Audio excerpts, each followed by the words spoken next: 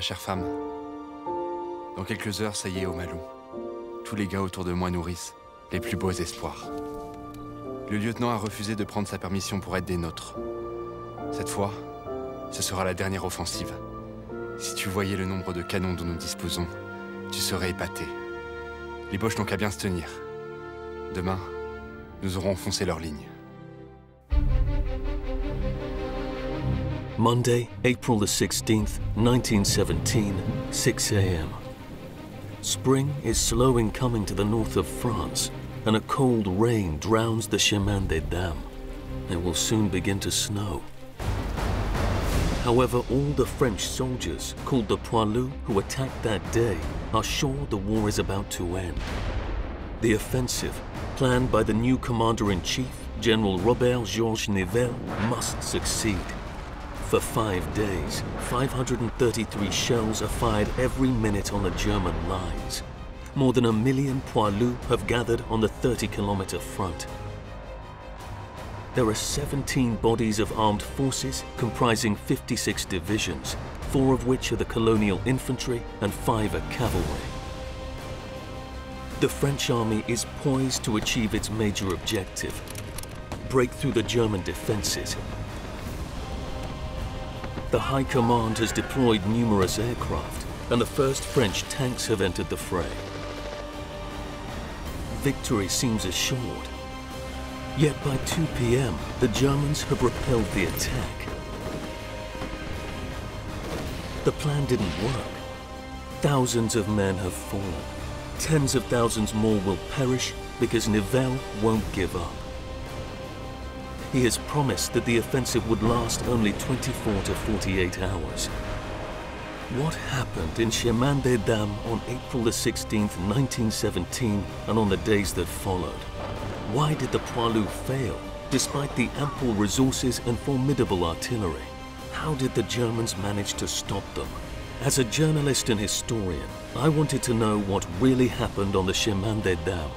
I have collected testimony. La Francis Nivelle a été une catastrophe au niveau sanitaire. I've been gathering clues. C'est incroyable, il reste même des casques allemands. Enthusiasts of living history have recreated conditions of the struggle for me. On the scene of the battle, I investigate one of the most unfortunate offensives of the Great War. The French defeat came during a time of hope that the war would end. Ironically, the brutal events that followed bear a charming name: Ladies' Path, Battle of the Chemin des Dames.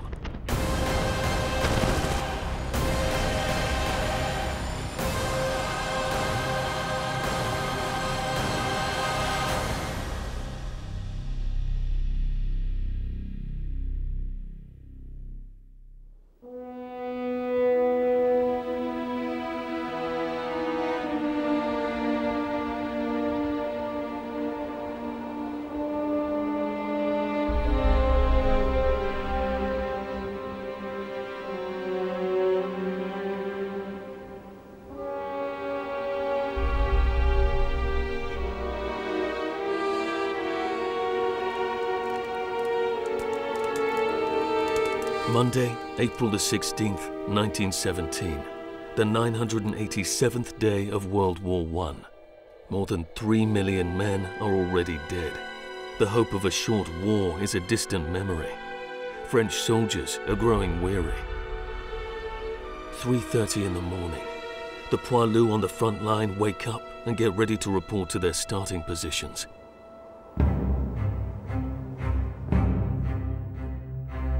Ten days earlier, on April the 6th, General Robert Nivelle, the new Chief of Staff of the French Army, convinces the French government to approve his plan. The offensive is designed to break the German front between Soissons, Rheims and Laon, more specifically in the department of Aisne. On the Chemin des Dames, a plateau between the Ailette and Aisne valleys, Nivelle needs a decisive victory. This is already a year of upheavals. In February 1917, in the streets of Petrograd, Russia, an angry crowd gathers to demand peace and bread. The riot turns into a revolution. In just 5 days, Tsar Nicholas II abdicates his throne. This fuels hope for victory in Germany. If Russia lays down its arms, most of the German divisions on the Eastern Front can be redeployed in the West. That would allow Germany to ramp up its offensive against the French. Generals Ludendorff and Hindenburg are the new chiefs of the German army. They support the idea of total war. Since January the 1st, Germany has been sending its submarine packs into the Atlantic to attack all ships. That in turn draws the United States into the conflict. On April the 6th, 1917, the day the French government accepts Nivelle's plan, President Woodrow Wilson announces America's entry into the war. But America is not yet ready. Millions of men must be recruited, trained, equipped, and transferred to France. The French army believes it must break through enemy lines now to stave off an expected German buildup. Lieutenant Colonel Rémy Porte is a French army advisor and historian. Mon colonel, quelle est la situation militaire en ce début d'année 1917? Alors, la situation est difficile pour les deux alliances en lutte. Depuis que la guerre de position s'est installée à l'automne 1914, toutes les tentatives pour rompre le front ont été infructueuses, puisque les offensives d'Artois et de Champagne de 15 ont été des échecs. L'armée française a tenu à Verdun, mais l'offensive de la Somme est un demi-échec, et donc on ne voit pas de solution visible.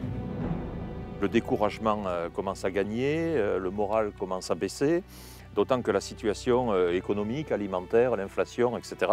est difficile à l'intérieur du pays. Et le grand quartier général a toujours cette envie de percer les lignes ennemies. Alors, Nivelle l'espère, hein. Il commettra une erreur de fond, il sera trop confiant. La méthode qu'il a employée sur un secteur étroit de front à Verdun, il pense pouvoir l'étendre à l'échelle de son offensive de 1917, et il commettra l'erreur de s'engager auprès de l'autorité politique, auprès du gouvernement, en promettant de ne pas recommencer l'erreur de la Somme. Si je ne perce pas dans les 48 heures, j'arrête. Nivelle's great offensive is set for the spring of 1917. However, an unexpected event jeopardizes it. On February the 9th, General Ludendorff, head of the German Supreme Headquarters, launches Operation Alberich. The idea is to withdraw methodically behind a new line of defense, the Hindenburg Line. The new line effectively shortens Germany's western front by around 40 kilometers and requires 13 fewer divisions to defend it.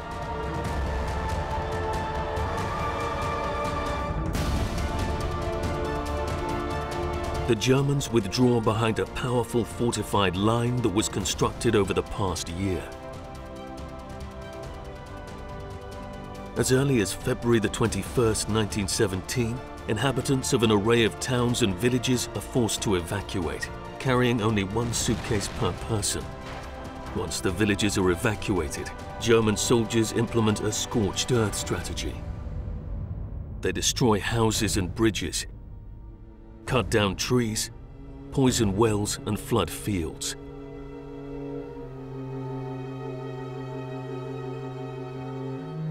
March the 17th, 1917, they destroy one of the most beautiful medieval buildings in the region, the Castle of Coucy.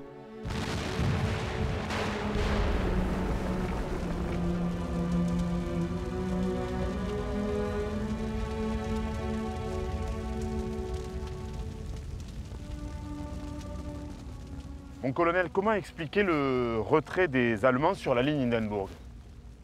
Alors pour comprendre la situation à l'hiver 1916-1917 ou au début de l'année 1917, il faut revenir en fait à la fin de la guerre de mouvement à l'automne 1914, lorsque les Allemands, qui se replient après la bataille de la Marne, s'arrêtent sur des positions qui leur sont géographiquement, topographiquement favorables.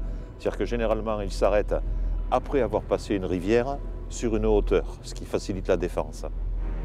Ces positions, qu'ils ont très solidement aménagées, sont restées à peu près stables pendant les 2 années de guerre qui ont suivi, 1915-1916. Et donc, après les échecs des offensives d'Artois et de Champagne en 1915, l'insuccès de l'offensive de la Somme en 1916, la grande région autour de Soissons, globalement, se retrouve comme une espèce d'énorme saillant à l'avant des lignes allemandes, ce qui exige énormément de troupes pour en assurer la défense, pour en assurer la protection. Et donc, pour économiser des troupes et se constituer des réserves, Hindenburg décide d'organiser très largement en arrière de ses positions une nouvelle ligne défensive. Et au tout début du printemps 1917, dans la plus grande discrétion, il fait se replier les armées allemandes sur cette nouvelle ligne défensive. The Hindenburg Line is made up of 5 operational areas named for German myths. The Wotan, Siegfried, Alberich, Brunhilde, and Kriemhilde. The most powerful of these zones, Siegfried, was built in just 5 months. It consists of deep trenches and underground shelters. Before the first line, German soldiers set up belts of barbed wire at least 20 meters wide. Their trenches and shelters are protected by reinforced concrete and steel plates. Approximately 3 kilometers in front of the main line is a line of outposts, less heavily defended, designed to slow down attacking troops.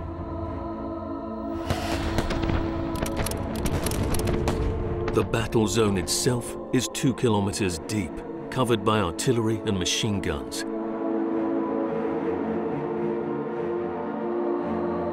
Anti-tank ditches have been dug ahead of the front lines.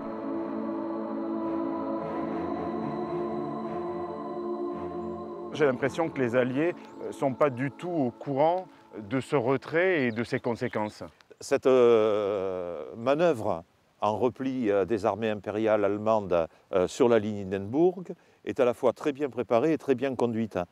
Parce que les Allemands se préparent avec une vraie discrétion et surtout, au moment où les troupes commencent à évacuer le terrain, ils laissent à l'avant d'ultimes unités, de dernières unités qui font le coup de feu, quelques coups de canon, quelques coups de fusil, ce qui donne l'illusion que les lignes sont toujours occupées et ces dernières troupes ne se replient qu'au dernier moment. Ce retrait est une surprise pour les Alliés. C'est globalement une surprise pour les Alliés, oui.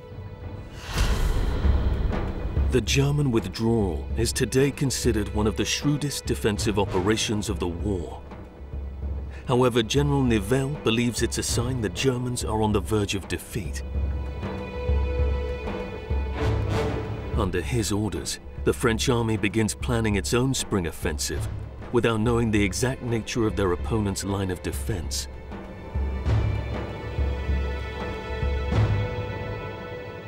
His plan is for British troops to attack the Arras and Vimy sector at the end of March 1917 to capture Saint-Quentin. The French will launch an attack a few days later between Soissons and Rheims. They'll go up the Chemin des Dames, an escarpment 20 kilometers long, stretching from Craon in the east and the La Faux mill located on the road linking Soissons to Laon. The plan is to take Laon the same day and then reach the Somme River 4 days later.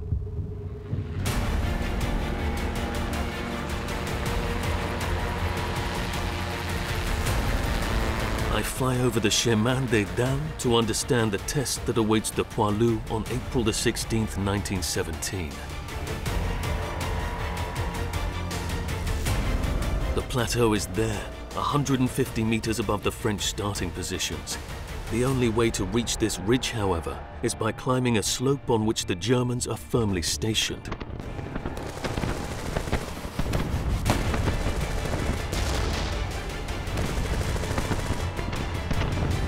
The Chemin des Dames is not a small hill. Why do the French believe they'll break through now when all previous offensives have failed?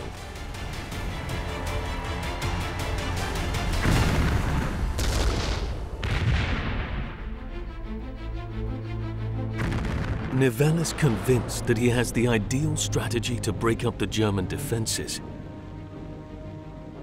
Open up the first 2 German lines and exploit the breakthrough with units held in reserve.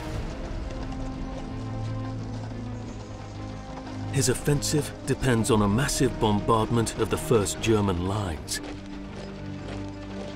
Nivelle has concentrated his forces on a narrow part of the front. He has almost 1 million men there.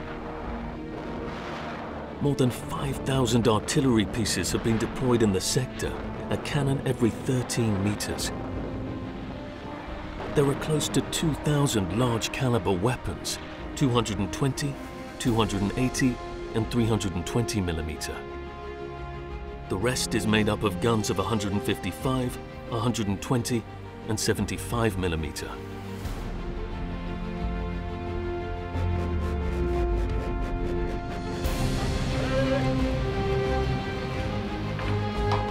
Approvisionner! Chargez! Ouvrez le feu!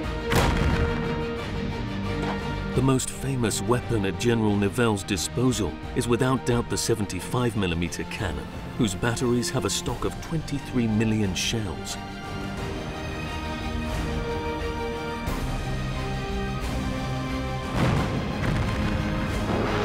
Nivelle is also counting on a new heavy artillery capable of shooting great distances. In his opinion, these weapons will allow him to annihilate frontline positions, stop the arrival of reinforcements, and silence the German guns.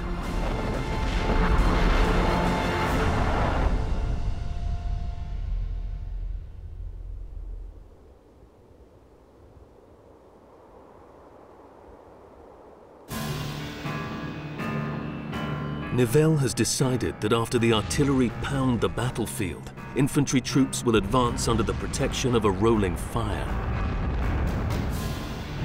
Troops and equipment will each advance 100 meters every 3 minutes. The objective, to prevent the enemy from responding.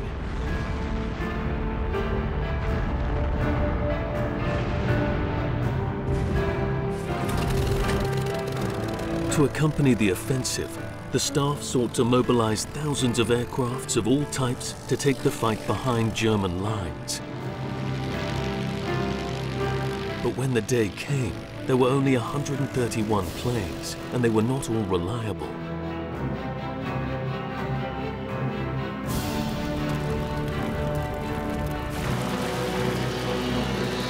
General Nivelle supplemented his force with the first French tanks.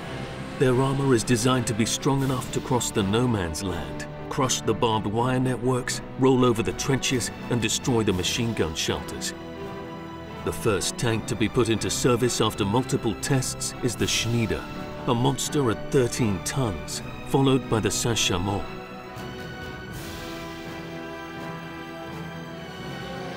The military has still not settled on the role these new weapons will play. Is it to precede the infantry or to simply provide support? General Etienne, a promoter of the new armored weapon, believes tanks play a powerful offensive role. Nivelle and most other generals see tanks as a means of protecting and supporting the infantry. He therefore confines them to a marginal role, occupying the conquered positions.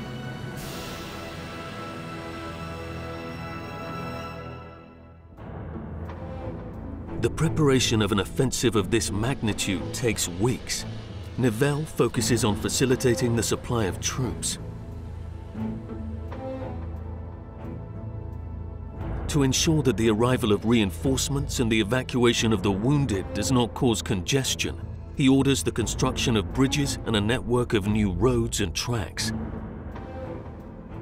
The operation is not a well-kept secret.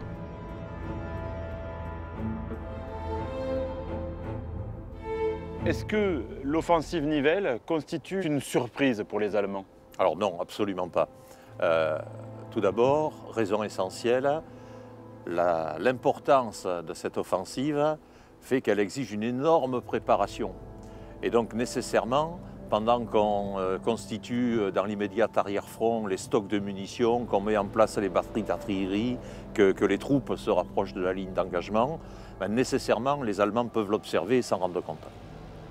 Ensuite, il a fallu repousser l'offensive à moins de reprises pour pouvoir agir en même temps que les Anglais, plus au nord, pour que les armées françaises soient correctement en position.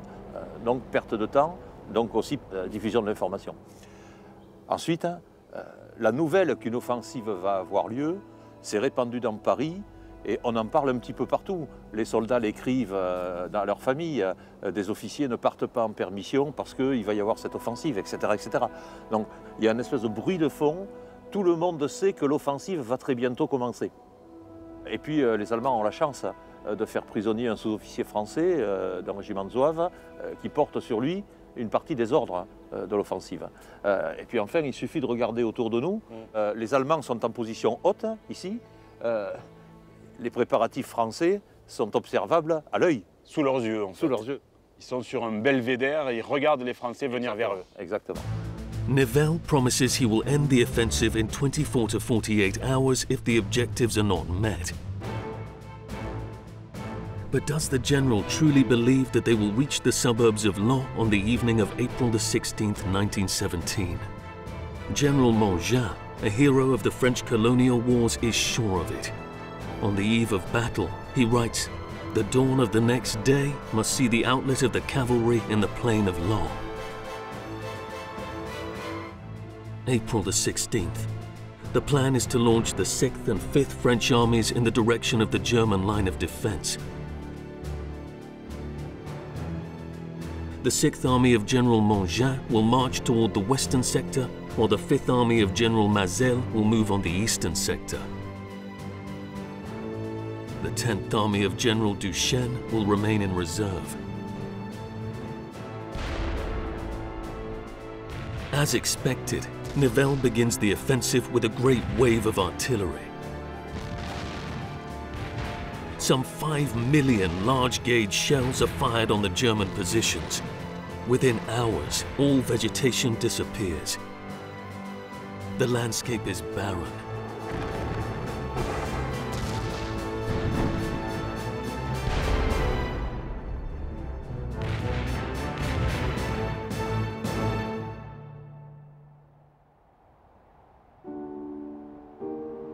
After a century, the landscape still bears the scars of this assault.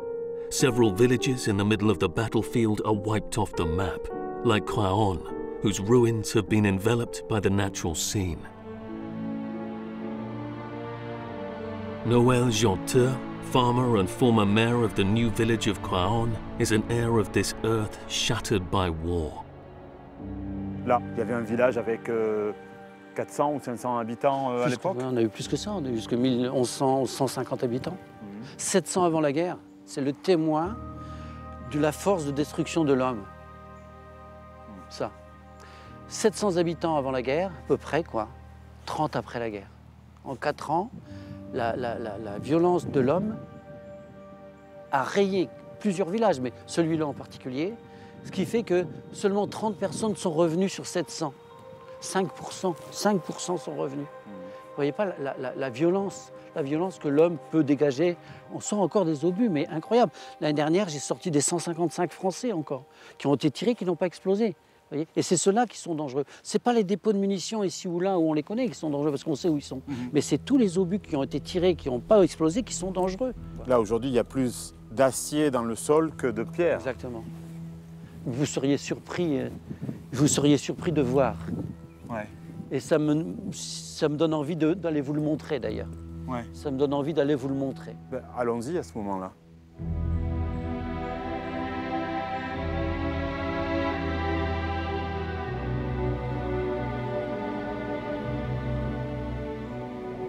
On est vraiment en plein cœur du champ de bataille. En plein cœur du champ de bataille. Donc vous allez voir le nombre d'obus qu'il a fallu qu'on tire sur cette terre-là pour ensemencer la terre d'éclats d'obus. J'en vois déjà, parce que ça là... C'est une tête d'obus. Ça c'est une tête d'obus. C'est une tête, oui, c'est une tête d'obus. Vous voyez, il y en a partout, il y en a partout. Ça en est. Ah oui, tout ça c'en est. Tout ça c'en est, oui. Et à côté, il y en a encore un plus petit, il y en a... C'est incroyable. Hein. Regardez le poids. Regardez les éclats d'obus. Regardez. Ah oui, tout ça, c'est tout ça. Tout ça, c'est des éclats d'obus. En fait, tout ce qui a l'aspect rougeoyant. Ouais, voilà. Là, il y a plus, on voit plus d'acier là que de cailloux en fait dans notre champ. Oui. Ah, si elle revient celle-là. Tiens, elle est passée là quand même. Et en plus de ça, au moment où on sort les éclats d'obus de votre terre, il se met à grêler comme il neigeait le 16 avril 1917. Exactement. Et en fin de compte, quand on regarde bien, c'est presque, comment dire, c'est presque un signe, si vous voulez, que la Terre nous donne. C'est-à-dire qu'ici, des corps, on n'en trouve plus. Ouais. Même presque sur l'ensemble de mon exploitation, des corps, on n'en trouve pratiquement plus. Le dernier qu'on a trouvé, on ne pouvait pas le sortir, il y a peut-être une douzaine d'années. La Terre la gardait avec lui, avec elle. Par contre, tout ce qui est guerrier, tout ce qui est fusil, tout ce qui est grenade, tout ce qui est obus, éclat d'obus, elle n'en veut pas, quoi. Elle n'en veut pas. Elle le rejette. Elle le rejette. Donc même elle en vomit, quoi. On pourrait dire presque elle en vomit. Ah, mais c'est dingue. Ah ben là, c'est de la folie, quoi. Each year, between 10 and 20 tons of unexploded ordnance still emerge from the ground. Experts estimate that it will take another century before the soil turns out the last splinters of iron.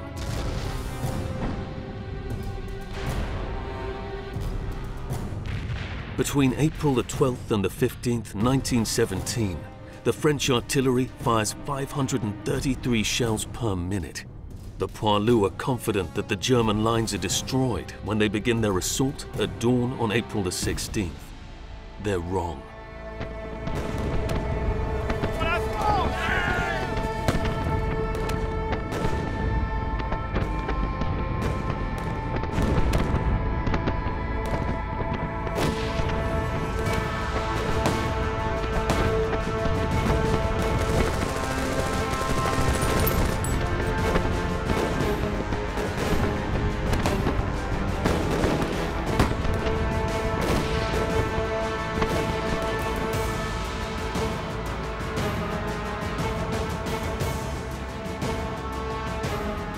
In theory, the success of such an attack requires a ratio of 3 attackers against every 1 defender. But ideally, 5 against 1. In reality, during the offensive of April the 16th, 1917, the ratio is almost 1 to 1. Worse still, the bombing barely scratches the German defenses. The artillerymen have shelled an area about 30 kilometers wide, an area too spread out to guarantee significant damage. In addition, the bad weather prevents any observation of the enemy positions. The French locate only 53 of 392 German artillery positions. While French cannons fire blind at securely fortified enemies, the poilus will have to cross extensive barbed wire networks. When they reach the first German lines, the machine guns await them, including the famous MG 0815. It's so powerful and popular that factories across the Rhine River will produce 13,000 per month by September 1917.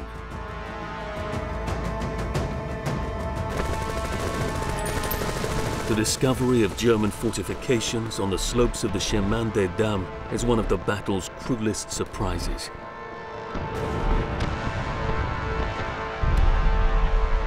For 3 years, the French dug successive trenches parallel to the line of fire. The Germans developed new strategies, including fortified support points that cover defensive zones. The networks of barbed wire are strategically placed for channeling the attackers to machine guns solidly entrenched in concrete bunkers. On the Chemin des Dames, these points of support are sometimes connected by tunnels leading to ammunition depots, the dormitories, buried deep underground. These underground networks even make it possible to emerge behind advancing poilus, to take them by surprise.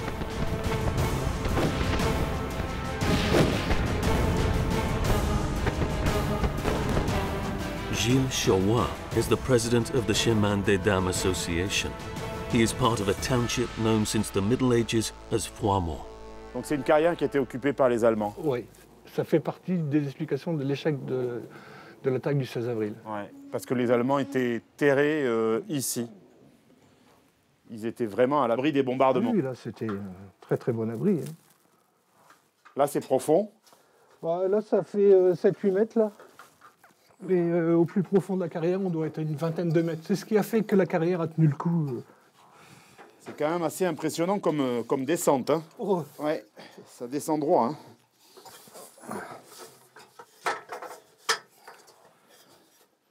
Je comprends que les Allemands soient protégés sous autant de masses de roches.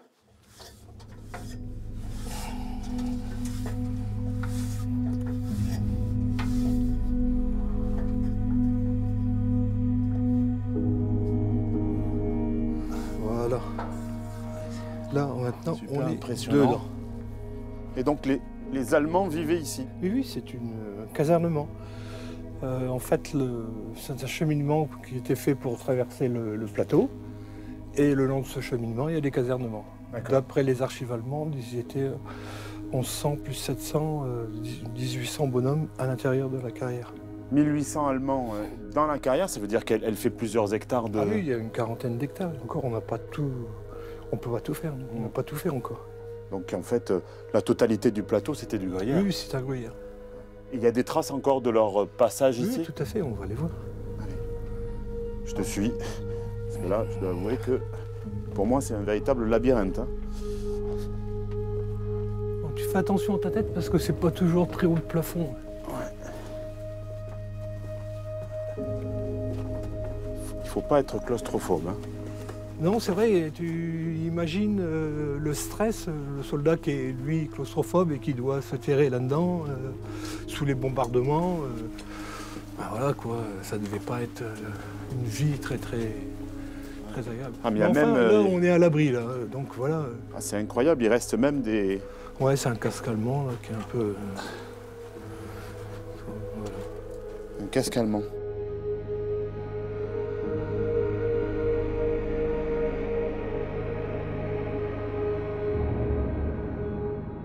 Même une baïonnette allemande. Ouais, des baïonnettes, enfin voilà. Et beaucoup de bouteilles de vin. Hein.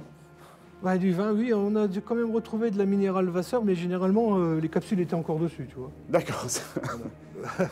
Mais on a retrouvé des bouteilles, on était étonnés des bouteilles de bière, Cerveza des Maracaibo. En fait, c'était de la fabrication allemande pour l'Amérique du Sud, mais qui n'est jamais partie en Amérique du Sud et qui a été distribuée sur le front. Ici, sur le front.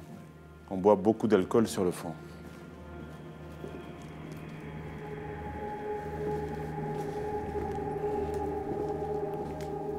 La gourde qui a été découpée, qui devait servir pour une bougie, certainement. Ça, c'est resté en place, en fait. Oui, oui, ça les crochets pour suspendre des quartiers de viande. Il faut protéger la bouffe aussi des rats, hein, donc tout ce qui est nourriture, on l'accroche le plus haut possible.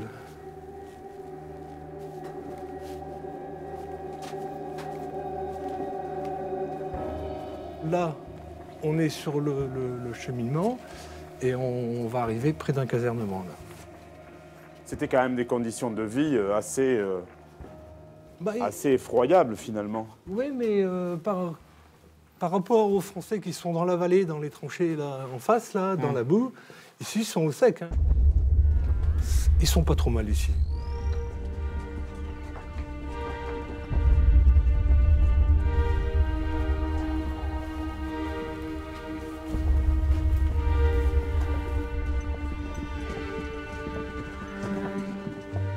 Ça, c'est de la chaussure de fantassin allemand de 100 ans, ça se voit d'ailleurs.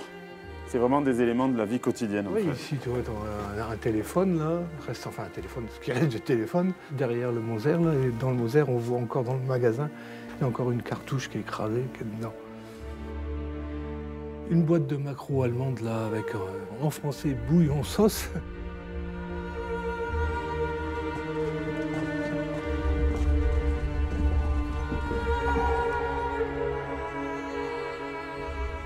On va aller dans une petite chambrée, un sous-officier, ce genre de choses. Parce que pour les soldats, il y a des grandes chambrées collectives. Casque allemand. Voilà, casque allemand. Et puis il y a un petit réveil là. Ah, c'est marrant ça. Pardon, oui, regarde.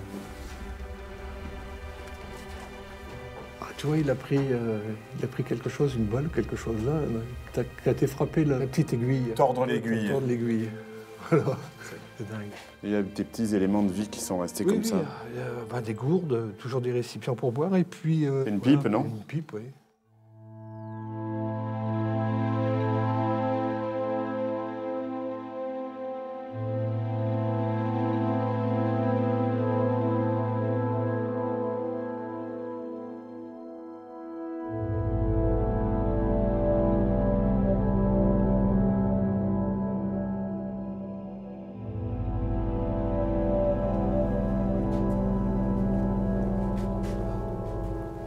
Ah, il y a des inscriptions partout, ouais.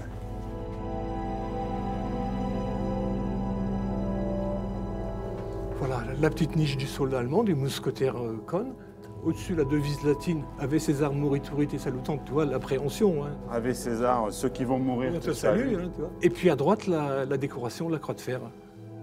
Et au milieu, la petite niche. Une petite niche, comme un petit hôtel. Hein, Alors, il a dû mettre une bougie. Oui, en fait, la certainement, trace pour noire, mettre c'est la trace de la bougie. ouais, voilà.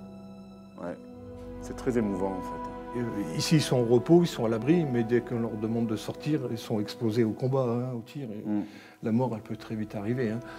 Donc, ben, écoute, ils laissent la trace de leur passage, leur nom, etc. Ils sont à l'abri, là, ils sont au repos. Voilà, là, le stress doit descendre un petit peu, tu vois. Par contre, quand on leur demande de se préparer pour ressortir, là, l'adrénaline, ça doit commencer à remonter. Ouais. Did the French infantry ever have a chance to overwhelm such a fortified enemy? Would tanks have made a difference? On the eve of the offensive, 128 tanks take positions at the rear of the French lines. The Schneider, equipped with a 75mm cannon and crewed by 6 men, is the first French tank to ride into battle.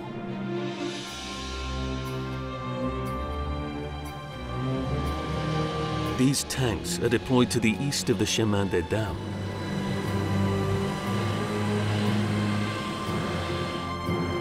They're divided into 2 groups.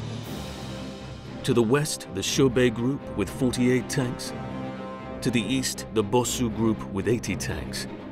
The Chauvet group leaves at 6 a.m. after losing 8 tanks due to mechanical problems. The tanks meet the first German line at 7:15 a.m., where they're attacked by enemy artillery. To the west, a half-hour later, the Bossu group progresses in a line up the Pontevedra-Ganicourt road. Toward 10:15, this line of tanks splits in 2. At 11, they cross a second German line, but the commander, Bossu, is killed. Some tanks then attempt to push toward the third German line, but the infantry doesn't follow.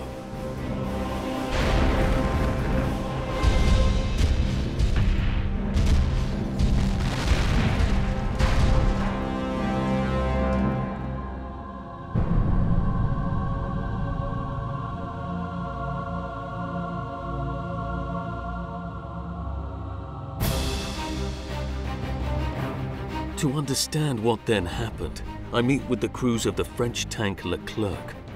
The tankers of the 2nd Squadron of the 1st Fighter Regiment, based in Verdun, are not only masters of modern tanks, they also know the history of their weapon. The Captain Clément, chief of the 2nd Squadron, tells me why the first commitment of the armored vehicles failed. Mon capitaine, à Berry-au-Bac, en 1917, pendant l'offensive du Chemin des Dames, les chars français, chars Schneider, ont été employés pour la première fois. Et ça n'a pas été vraiment une réussite. Comment on peut l'expliquer? La raison principale, c'est que le char Schneider était utilisé en char d'accompagnement en infanterie. Il devait s'affranchir des réseaux de barbelés, pouvoir franchir les tranchées, et que les fantassins puissent franchir ces réseaux de tranchées tout en étant protégés par ces blindés. Et avec la faible vitesse du Schneider, le faible armement, il était vulnérable aux tirs ennemis, aux tirs d'artillerie ennemie. Est-ce que c'est encore le cas aujourd'hui? Est-ce que le char reste un engin vulnérable? C'est moins le cas aujourd'hui, puisque, prenons l'exemple du char Leclerc, ses atouts sont vraiment la rapidité, mobilité, puissance de feu, capacité d'observation avec des optiques puissants. Donc on est loin des premiers chars durant la bataille de Berry-au-Bac. technologiquement, qu'est-ce qui a changé dans le char et puis aussi dans son emploi tactique entre 1917 et aujourd'hui? Technologiquement, vous avez des capacités d'observation qui sont quand même très importantes. Il peut tirer jusqu'à 4000 mètres, ce qui est pas donné au Schneider de 1917, si je puis dire. Puis vous avez la possibilité de tirer un grand nombre de coups en moins d'1 minute avec son chargement automatique. Puis il y a sa vitesse. Vous voyez qu'il peut aller jusqu'à 70, plus de 80 km/h, tout en gardant une visée, une puissance de pointage qui est assez phénoménale. Si vous voulez, on peut prendre la symbolique du boxeur qui donne un coup droit, le coup direct, qui permet de mettre au sol son adversaire et l'adversaire ne se relève pas. Le char Leclerc, c'est ça. C'est très rapide, un coup, et l'ennemi ne peut pas se relever. Et ensuite, c'est l'infanterie qui ratisse ou qui réduit les poches de résistance.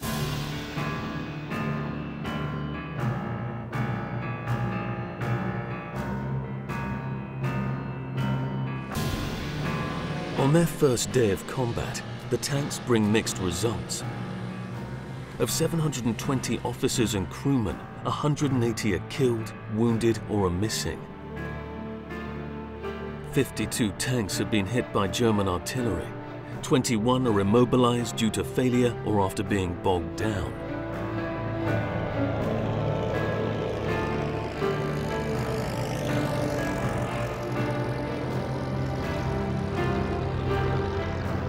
To accompany the offensive, the French mobilized nearly 1,000 different aircraft, including observation planes like the Caudron G3.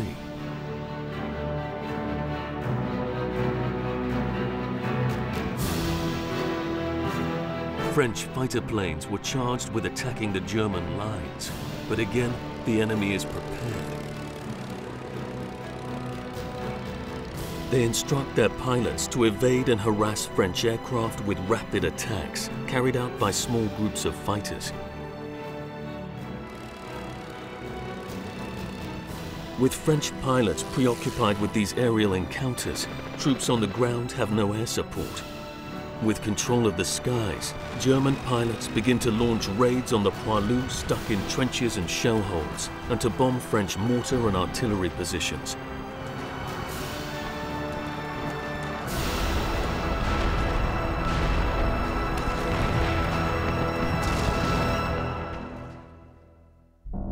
By the end of the day, French land gains are minimal. The goal, to arrive in the south of Laon, is still far off. The only real French advances are below the plateau of the Chemin des Dames, between Soupir and Chivy-les-Étouvelles, and further east in the Villebois sector and Loivre north of Rheims. Elsewhere along the Chemin des Dames plateau, the French have actually been pushed back. Their gains are minimal amid extensive losses.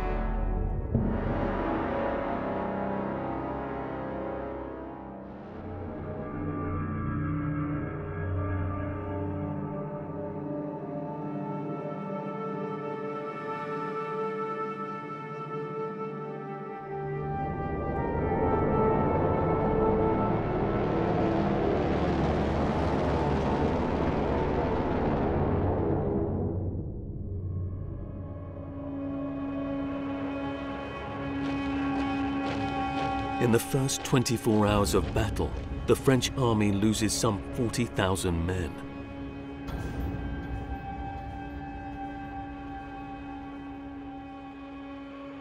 Soggy ground prevents the movement of the guns into the battle zone. French heavy artillery prove insufficient. Tanks and aircraft are ineffective.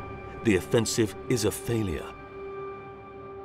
Yet under Nivelle's command, it continues.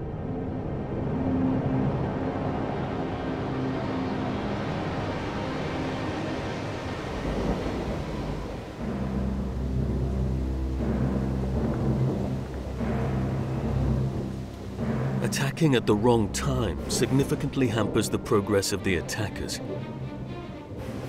As in Verdun a year before, the poilus find themselves on a barren landscape, plowed through by shells and hampered by the weather. The intense cold freezes bodies and minds alike. Furthermore, The poilus are low on ammunition. They've spent a large part of their stock in the belief the offensive would be over quickly. On the evening of April the 16th, the soggy earth seems to swallow soldiers like an insatiable ogre.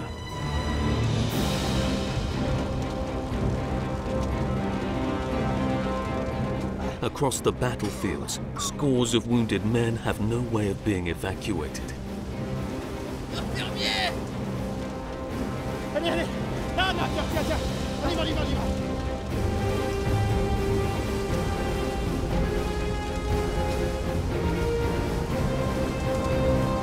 Regardez! Regardez! Ça va aller, ça va aller.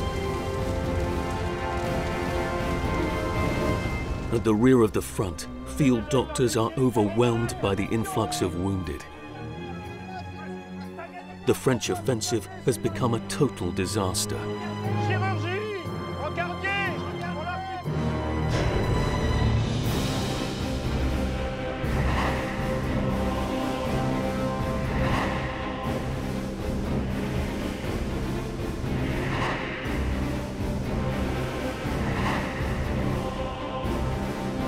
Olivier Ourier is president of an association dedicated to preserving memories of the Great War.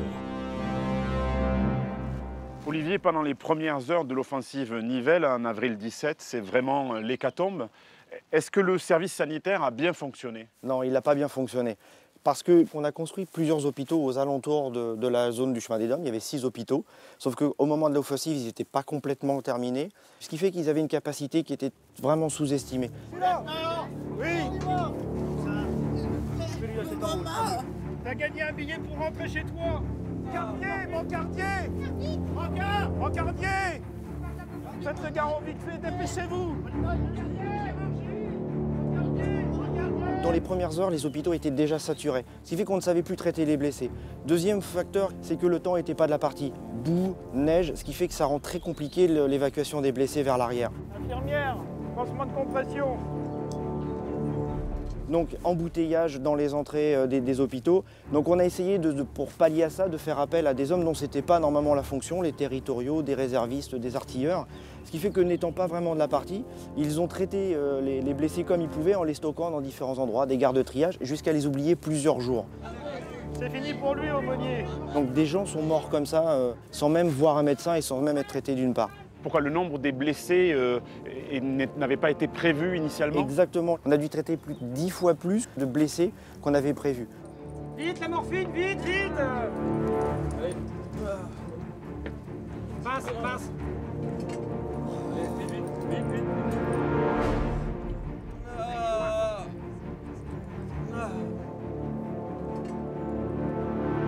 Compresse, compresse! Ça a créé des cadences pour les médecins, les anesthésistes qui étaient limite de l'insupportable. Plus de 7 opérations à l'heure, ce qui donnait un taux de mortalité important. Regardez, hop, hop, hop. Évacuation. L'offensive Nivelle a été une catastrophe au niveau sanitaire. C'était vraiment l'enfer. C'était vraiment l'enfer.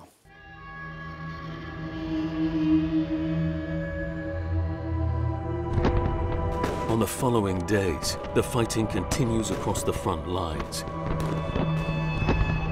Between April the 16th and 25th, the French army loses 134,000 men, including 30,000 killed. Nivelle continues to insist that his offensive will break through the German front.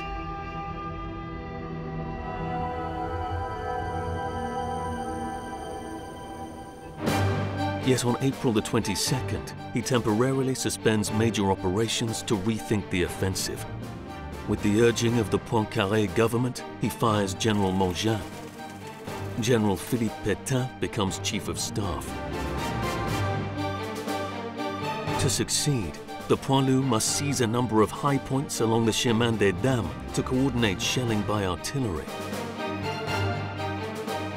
The Battle of the Observatories begins in May and will last the entire summer of 1917.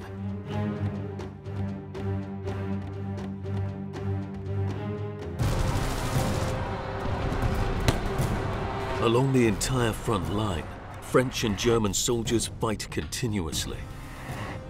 Some units engage in hand-to-hand combat for control of trenches. For these close-quarter battles, the French army introduces a powerful new machine gun, the Chauchat.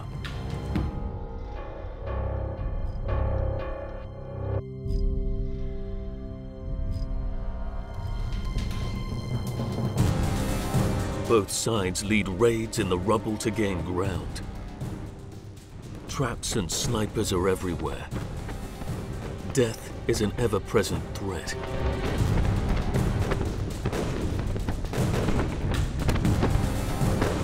To reach the plateau of Craon, the French of the 34th Infantry Regiment have 200 meters to go. They'll take 36 hours. Once in position, they remain under German bombardment for 4 days. On the plateau of La Faux, May the 5th, 1917, the French tanks are engaged again, including 32 Schneider tanks and 16 new models, the Saint-Chamond. Weighing in at 23 tons, they're armed with 75mm cannons, 4 machine guns, and a crew of 9 men. They are monsters of steel, though not always reliable. These tanks begin to open the way for the infantry by cleaning out enemy trenches. They make it possible for the French to cross a row of blockhouses on the first German line. Over 2 days of combat, the French lose 12 of 16 tanks. On May the 8th, the offensive is once again suspended. On the 15th, Nivelle himself is replaced by Pétain. The fighting continues. By the end of May 1917, the French army has pushed the first German lines back. They have taken the village de la Faux, Vailly, Ostel, Chavon, Bray, and Craon. Laon is still very far away. The poilus are exhausted. Some units are refusing to go back into the line of fire. Historian Frank Viltart is part of Centennial Remembrances in the department of the Aisne. Franck, à la fin du mois d'avril et plus encore au mois de mai, se déroule dans l'armée française un certain nombre de mutineries. De quoi il s'agit très exactement? Eh bien, après 3 années de guerre, tu sais, Serge, les hommes n'en peuvent plus. Pour les vétérans de la bataille de la Marne, des batailles de la Somme ou de Verdun, le chemin des dames devait être synonyme de victoire. Et au lieu de ça, ça a été une hécatombe, une grande défaite. Et puis, il y a le régime des permissions. On avait empêché aux hommes de partir à l'arrière. Et puis, certains n'ont pas vu leur femme depuis 6 mois. Et puis, tu sais, on est dans un contexte particulier, hein, au printemps 1917. Il y a eu la révolution en Russie, les hommes se sont aussi mutinés, ce qui offre des choix aux soldats français qu'ils n'avaient pas avant. Et puis aussi, il y a la rumeur qui court partout à l'arrière-front. Le contact avec les civils, la presse, fait que les rumeurs de répression, des grèves, on connaît les midinettes à Paris, les ouvrières qui seraient réprimées par des tirailleurs sénégalais, des anamites. Bref, tout se cristallise au mois de mai 1917 pour qu'une crise très très grave intervienne à l'arrière-front du chemin des dames. Et ces mutineries, comment se traduisent-elles sur le terrain? Ben, concrètement, quand on demande aux hommes de remonter aux tranchées, ils laissent les sacs à terre. Les fusils sur les faisceaux et refusent de remonter. Certains hommes chantent l'Internationale, sortent les drapeaux rouges, on manifeste, parfois on moleste les officiers, et puis ça va jusqu'à des revendications de paix, de pacifisme, avec des pétitions qui sont signées parmi la troupe. On estime qu'à peu près 40 à 60 000 hommes ont été touchés de près ou de loin par les mutineries au mois de mai-avril 1917. Et comment ça va rentrer dans l'ordre? Pétain, qui est arrivé au commandement français depuis le 15 mai, en remplacement de Nivelle, va mettre en place un meilleur régime de permission d'abord, améliorer le quotidien du soldat, et puis après, la vague de répression est à la hauteur de l'ampleur des mutineries. Il va mettre en place une justice militaire assez importante avec les conseils de guerre. Et il y a eu des centaines de condamnations, 450 condamnations à mort. 27 seulement, je dirais, heureusement, ont été exécutés, donc 27 soldats fusillés. Alors, il faut toujours mettre ce chiffre des 27 soldats fusillés pour cas de refus collectif, avec les 650 à 700 fusillés pendant toute la guerre. C'est quand même énorme. Mais 27 pour cas de mutinerie. Une répression aussi qui s'exerce avec des peines de prison et des condamnations, 1500 condamnations au bagne, notamment en Afrique du Nord. finalement, une fois que la répression a remis la machine en ordre, la guerre, elle, continue. Et la bataille du chemin des dames, les combats sur le chemin des dames, eux aussi se poursuivent. Et la bataille, en effet, elle continue. Et c'est ce qu'on va appeler la bataille des observatoires. Pour la possession des points hauts du chemin des dames, Allemands et Français vont se batailler. Et notamment pour l'isthme d'Urteby, c'est-à-dire l'endroit le plus étroit du plateau du chemin des dames, là où il y a une ancienne carrière de pierre qui va devenir très célèbre, c'est la caverne du Dragon. On June the 25th, 1917, 2,000 poilus take the Cave of the Dragon in Ulch back from the Germans. This area has a strong strategic interest. At this point, the ridge narrows to 50 meters wide, allowing the French to control the eastern part of the plateau of the Chemin des Dames. Located 20 meters underground and equipped with 7 entrances, the Dragon's Cave extends over 2 hectares. At a length of 3.5 kilometers, it can hold about 600 men. The Germans had set it up as a working barracks, including defensive posts, electrical wires, dormitories, a chapel, a well, and even a cemetery. An underground tunnel connects the north entrance, the so-called Cave of the Dragon, to the Krut Cave to the south, thus allowing covert movement.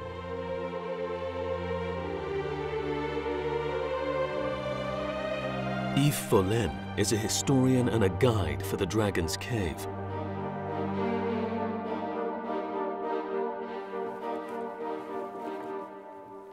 Là, tu m'emmènes dans les recoins secrets. Effectivement, ouais. On marche vers le tunnel nord. Donc ça, c'est le tunnel qui reliait l'entrée qui est sur le plateau à la creute qui est derrière nous. Tout à fait, ouais. Tout à fait. Donc là, il y a combien de mètres de galerie? D'après ce qu'on sait, 125 mètres de long, d'après le plan allemand que nous avons. Allons voir ça. Allons-y.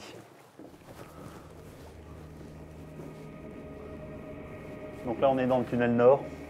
Il faut bien comprendre que les Allemands sont là pour tenir. Hein. Donc ça explique toutes ces fortifications. Hein.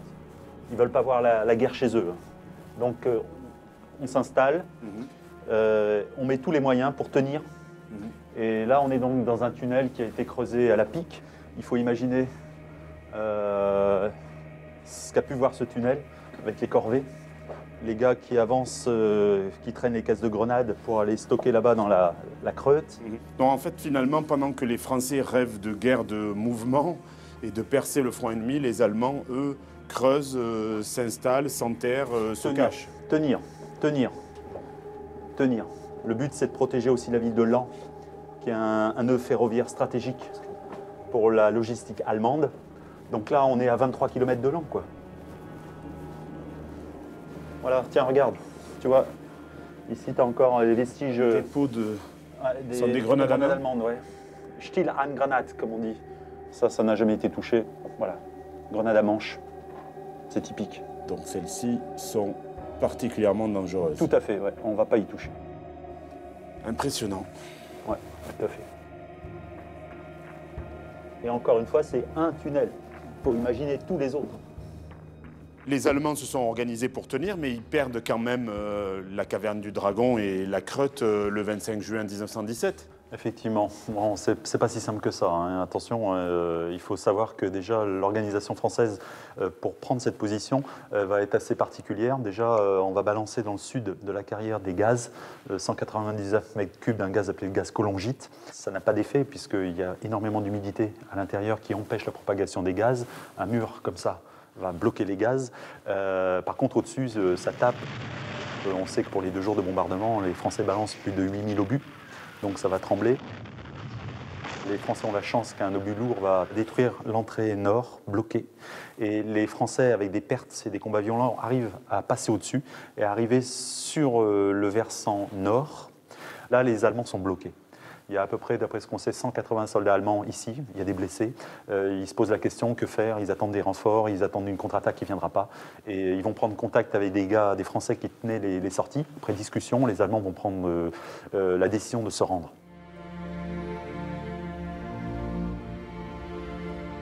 Attention, les combats sont violents, l'artillerie est là-haut.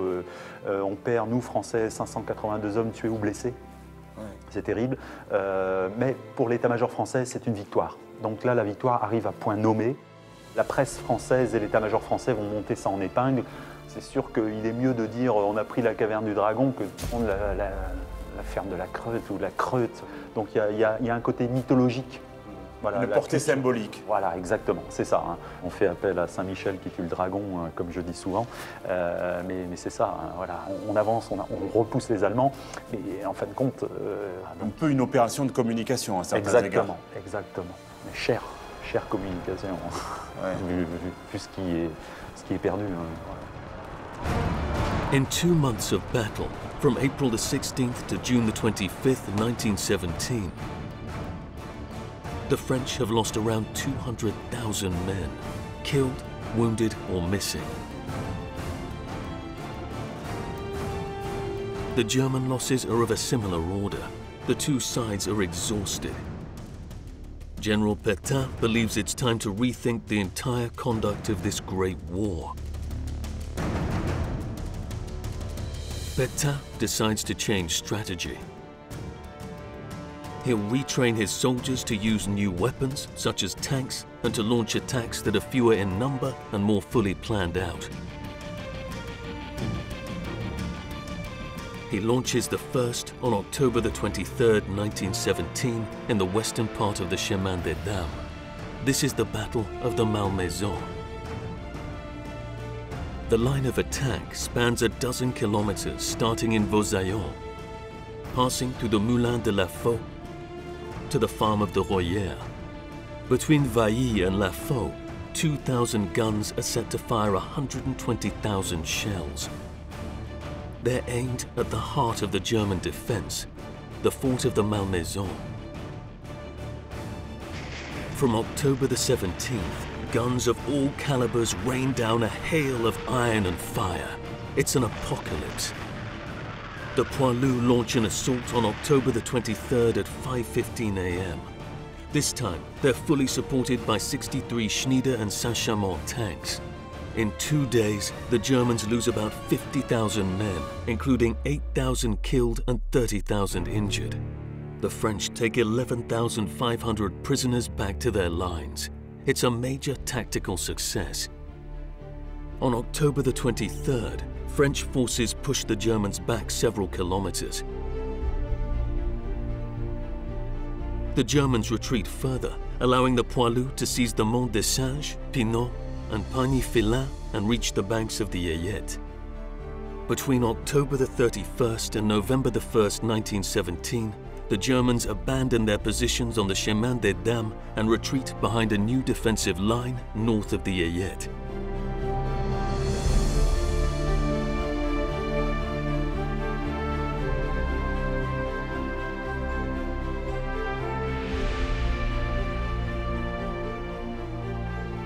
Mon colonel, ici, on est au fort de la Malmaison, dont il ne reste pratiquement plus rien. Ça prouve à quel point il a été bombardé au mois d'octobre 1917. Est-ce que l'arrivée du général Pétain consacre une nouvelle manière de faire la guerre? Alors, plutôt que de parler d'une nouvelle manière de faire la guerre, je préfère parler d'une évolution. Et au moment où Pétain prend le commandement à la fin du printemps, au début de l'été 1917, on est à l'aboutissement d'une trajectoire qui a commencé dès l'automne 1914. Alors ça se traduit par 3 étapes successives, hein, en quelque sorte. Il y a d'une part un premier temps industriel, c'est-à-dire qu'on se rend très bien compte qu'il faut d'autres armements, de nouveaux armements, et ces armements, il faut les mettre en fabrication et ensuite les livrer aux unités. Ça va être l'aviation, mais aussi tout ce qui est motorisation, les convois automobiles, l'artillerie lourde, et puis l'armement individuel, l'armement d'infanterie, les fusils mitrailleurs, les lance-grenades, etc. Et puis, après avoir eu les matériels, il faut former les gens. Et l'une des priorités de Pétain, quand il prend son commandement, hein, c'est dans les directives de l'été 1917, c'est de remettre l'armée française à l'instruction. Et on entraîne les soldats à travailler ensemble avec les différents équipements. C'est la coopération des armes, c'est du travail interarmes, fantassins, artilleurs, aviation, de façon à ce que la combinaison des armes, la coordination des armes, puisse produire les effets maximum. Par quoi ça se traduit véritablement sur le terrain dans la conduite de la guerre?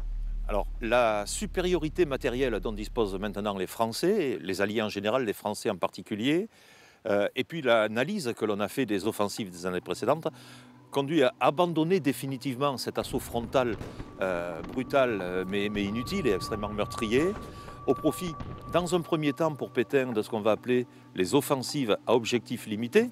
La Malmaison en est l'exemple majeur, hein, des combats de 48-72 heures, extrêmement violents, extrêmement denses, mais où on s'arrête quand on a atteint l'objectif qui était fixé. Il s'agit aussi là de redonner le moral à la troupe et à la population dans le pays en témoignant de victoires. Voilà, l'armée française est capable de remporter à nouveau des victoires. The future now belongs to the internal combustion engine and a new energy source, oil. The dead of Champagne, Verdun and Chemin des Dames will not weigh very heavily in the new global balance. The First World War is not over yet, but a new global power has emerged. The United States.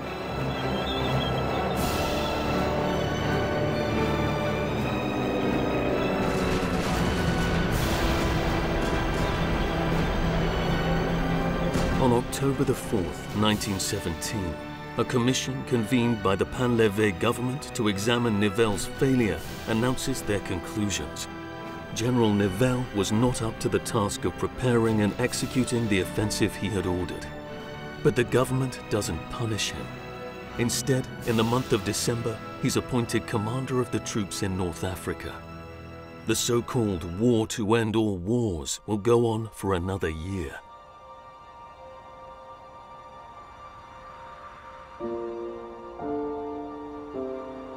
Chères femmes et chers parents et chers tous, je suis bien blessé. Espérons que ce ne sera rien. Élève bien les enfants, chère Lucie. Léopold t'aidera si je m'en sortais pas. J'ai la cuisse broyée et suis seul dans un trou d'obus. Je pense qu'on viendra bientôt me sortir. Ma dernière pensée va vers vous.